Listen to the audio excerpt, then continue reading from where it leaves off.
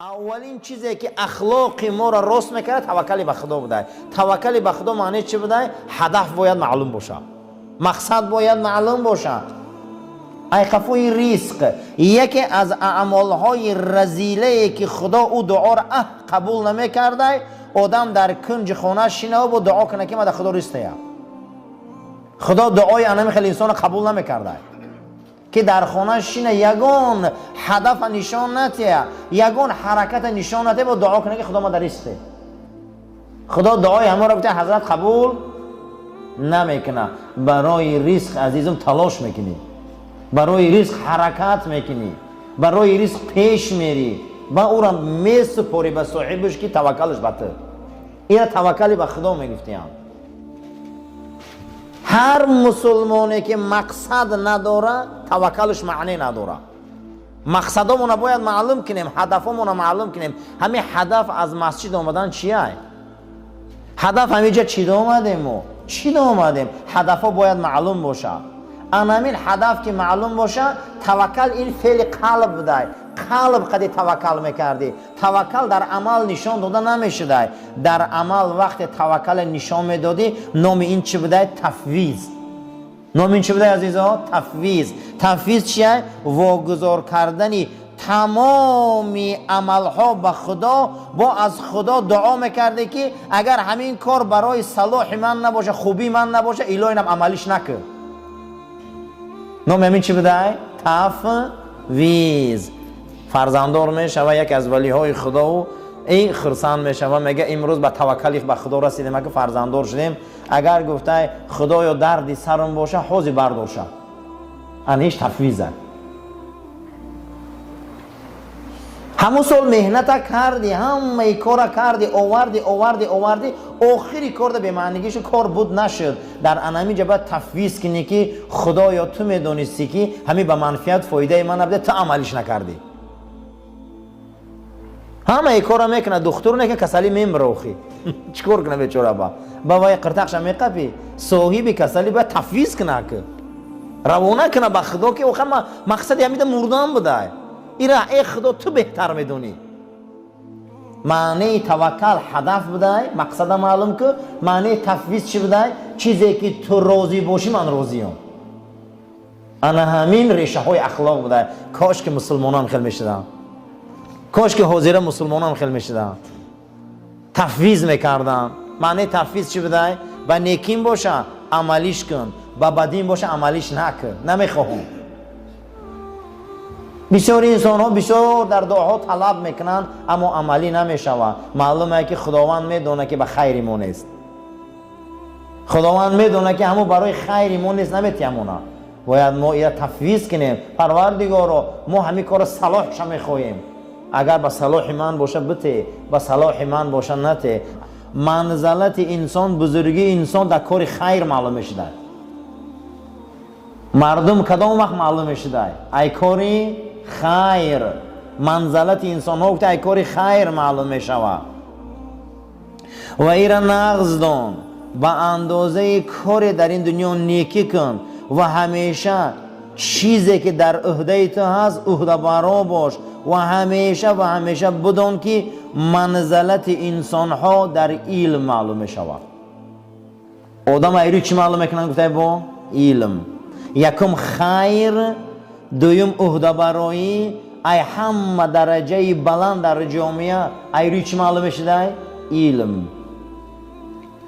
اگر علم نباشه گفته است جامعه ها فساد میشوند. اگر علم نباشه جامعه ها رسوا میشوند. در بدن انسان ها هم علم نباشه گفته او بدن ها هم رسوا میشوند. بدن آدم علم نداره و بدن رسوا میشده. منزلت بلندترین در جامعه ها و در تمام تمدن ها ایروی چی بده عزیزان؟ علم. یکم خیر بده، دویم عهده براری. یا آدم علم نداره نه که عهده برای زندگیش پیش میروه. علم نداره نه که عهده برای همین روز توبه کار میکنه. علم نداره، یگان رابطه با علم نداره. دویم گفتن چی خیر، نیکی. آدم علم نداره، عهده برای نیست که نیک آدم های. آدمای نیک، آدمای عهده برا منزلتشون معلوم میشدای. سیوم درجه منزلت ایروی چی بودای؟ ای همه در بلندترین درجه علم. برای همین اکنون امروز اخلاق و درباره اخلاق نیک و اخلاق حسنه صحبت میکنیم. قول این بزرگ خودی وارد میشویم. برادرو یا خیرخواه باشه، یا عهده برو باشه، یا عالم باشه. ایمی سه تایتش باشه. زیرا که این شخصیت منزلت بزرگی را در همین سه نوع چیزه دانسته. بحث اخلاق حسنه ما امروز درباره چی بوده؟ یکی از اخلاقهای نیک برادران توکل به خدا بوده. چی بوده؟ توکل به خدا. علماء گفته هستند که اخلاق نیک از 4 شاخه آب میخوره کنن. یکمش توکل به خدا بوده، دویمش تفویض بوده، سیمش تسلیم بوده، چهارمش رضایت. توکل چیه؟ توکل ریشه اخلاق حسنه بوده. تیانده کیه؟ گیرنده کیه؟ مورا کی رزق داد؟ کی سلامتی میتیه؟ این پول مولا کی داد؟ از خرج کردن شما میترسی. باید توکل به کی داشته باشی؟ به خدا. بعد از او حضرت علی کرم الله وجهه را پرسیدن که توکل چیه؟ حضرت برای ما گفت، گم بزن، گفته توکل بر خدا این هدفه. چی بوده عزیزان؟ هدف. هدف چی را میگن؟ مقصد. اگر شما کمانزن دیدگی باشه مقصدی همه کجا رو میزنن؟ هر یک تیما باید مقصد داشته باشیم. انا میره توکلی به خدا میگفت هستیم. گفته یعنی مثل رزق، لیکن توکل بر خدا گفته حضرت علی کاری چیه؟ کاری قلبه. گفته این در عمل نشان داده نمیشود. توکل به خدا در کجای آدم میشود؟ در قلب آدم. بعد از او پرسیدن چگونه؟ گفته مثل دهقان یوغ اسپار میگیره، زمین چپه میکنه، دانه را میپرتویه، بعد از او را جویک میکشه، او را میمونه، وای باران میباره، آب وای میبیایه، او سال خشکی میبیایه، سال تر میبیایه، حاصلی وای چی میشوه؟ انا امین همش اگر به خدا پرتوی توکل بوده. طهارت میکنی، میبیایی در صف میشینی، نماز شما میخونی، با او را توکل میکنی، قبول میشوه یا نمیشوه. انا می توکل بوده. در حضور نبی کریم صلی الله علیه و سلم در یکی از غزوه‌ها صحابه ها شترها را سرهوی کردن. بعد از او پیغمبر گفت که آخه شتراتون نقطه نکرده؟ گفتن توکلش به خدا. گفتن نه بیاری نقطه کنه با توکلش به خدا. عزیزم توکل به خدا این با کفر بوده. خیلی گپم یگان کار نمیکنی توکل به خدا. حضرت علی گفته که توکل به خدا هدفه. چی بوده؟ هدف. مقصد باید معلوم باشه. مقصد معلوم نباشه این خیلی توکل هم کفر بوده. حاضی بیاریو در همه بیرون ماشین تا مانی دویم لینی را محکم کنی و بیاین ماشین تا بگویی توکلش به خدا گیرن برانش. نه عزیزم بوده جای نغز نمیمونی، خشکو میکنی، مقصد تا معلوم میکنی، میبینی به تشویش میشنی و توکل به خدا. ابن خلدون یکی از بزرگترین جامعه شناسای عالم اسلام. شما این شخصیت بسیارتون فهمیدگی هست یا نیست؟ با نام عبدالرحمن ابن خلدونی اندلوسی. این اصلا این شخصیت حنبلی مذهب، بسیار شخصیت بزرگ، متفکر، جامعه شناس، عالم بزرگ، مؤرخ، کتاب دارن با نام مقدمه ابن خلدون. این اصلا اندلس، این اصلا علما و عالم اسپانیا. وقتی که مسلمانان اندلس اسپانیا را میگیرن، این شخصیت بسیار یک شخصیت صاحب قلم و حتی که در عالم اسلام فلسفه دو انسان جنبست نشد. فلسفه دو انسان جنبست نشد. بعضی شخصیت ها میگن که فلسفه 4 انسان جنبست نشد. همین عالما برآمدن، متفکرها برآمدن، این شخصیت ها را کتاباش تحلیل کردن، جنبست کردن نتونستن.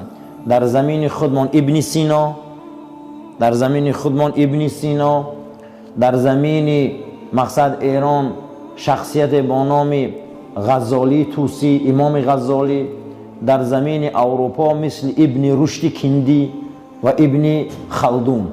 این شخصیت ها را ба дараҷаи уламои бузурганд ки на ин ки фақат олами ислом, масеҳияту яҳудият ғайри мусулмонҳо ҳам ба тамоми санъатош эътирофшон карданд дар илм ва дар илм инҳоро чӣ кор карданд? Китобошона истифода бурданд.